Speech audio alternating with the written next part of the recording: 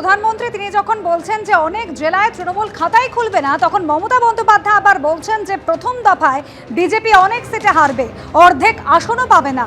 আলিপুরদুয়ার, কোচবিহার, মালদা, দক্ষিণ দিনাজপুরে সব গোল্লা পাবে।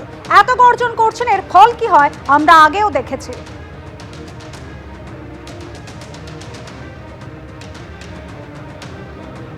4 तारीख में रिजल्ट निकालेगा तो देखेंगे জ্বলবেন আর লুচির মতো ফুলবেন।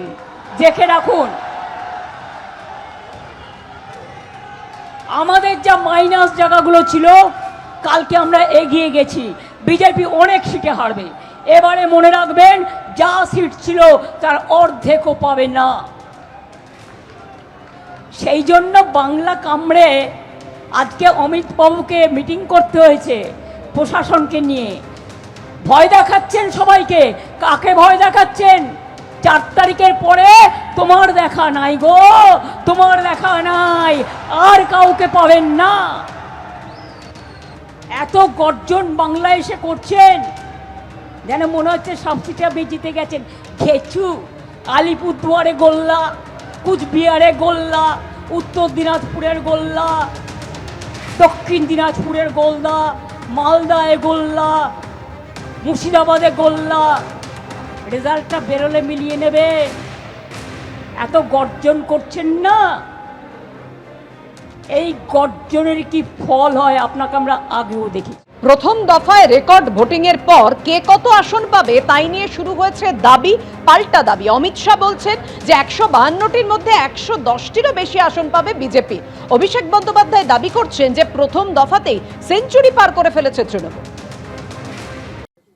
हमने कल देर रात तक हमारे सभी विधानसभा के कार्यकर्ताओं के साथ भारतीय जनता पार्टी बंगाल की टीम ने एक असेसमेंट करा है, जो पोलिंग हुई है ऐसा इसका। और मैं स्पष्ट रूप से आपको बताना चाहता हूं, 152 सीटों में से 110 से ज्यादा सीटें भारतीय जनता पार्टी जीतने जा रही है। इसका मतलब है कि दूसरे चुनाव चरण को मिलाकर हम प्रचंड बहुमत के साथ बंगाल में शुद्ध रूप से भारतीय जनता पार्टी की सरकार बनाने वाले हैं। এরা বলেছিল বাংলায় নাকি ভোট কেটে এরা ক্ষমতায় আসবে। কালকে প্রথম দফার ভোট হয়ে গেছে। বিজেপির ছটপটানি দেখতে পাচ্ছেন। আমি রাজনৈতিক ভবিষ্যৎবাণী করি না, কিন্তু যখন করি মেলে। আপনারা দেখেছেন 21-এও মিলেছে, 24-এও মিলেছে, 26-এও মিলবে।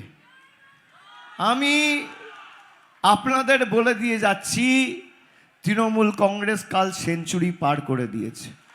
আমি খালি স্বরাষ্ট্রমন্ত্রীকে বলেছিলাম, গরম বেশি পড়ছে, মাথা ঠান্ডা রাখুন, জল বেশি করে খান।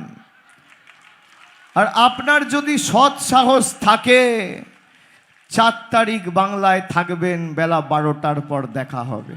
এবিপি আনন্দ, এগিয়ে থাকে, এগিয়ে রাখে।